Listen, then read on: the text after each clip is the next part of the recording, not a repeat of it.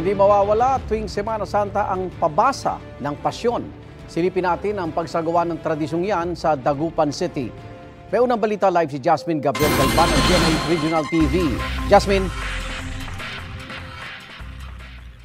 Igan, ngayong Semana Santa, dagsa ng mga debotong bumibisita sa iba't ibang simbahan sa probinsya ng Pangasinan. Kasabay niyan, isinasagawa na rin ng iba't ibang religious activity gaya na lamang ng pabasa. Eksakto alas 7 ng umaga nitong Lunes Santo, sinimula ng tradisyonal na pabasa sa St. John the Evangelist Cathedral sa Dagupan City.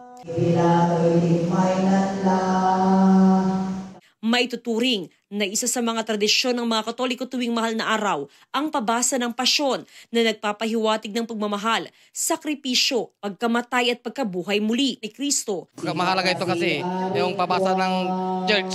Yearly ito eh. Kasabay ng pagsisimula ng Semana Santa, tiniyak naman ng Pangasinan Police Provincial Office ang kahandaan para matiyak ang mapayapang pagunita ng Semana Santa. Pinakababante ng mga otoridad ang mga itinuturing na places of convergence, gaya sa mga bus terminal, palengke, simbahan, at mga puok-pasyalan o tourist destination. Nagde-deploy din tayo ng mga personnel dito sa mga transportation hubs or mga terminals. Pati na rin itong mga tourist destinations natin, lalo-lalo yung mga paliguan natin, no? Mga beaches natin.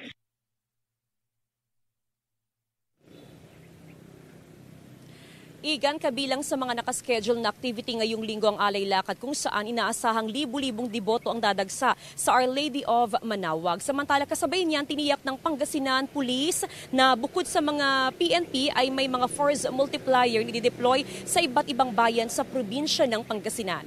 Igan? Maraming salamat Jasmine Gabriel Galban ng GMA Regional TV.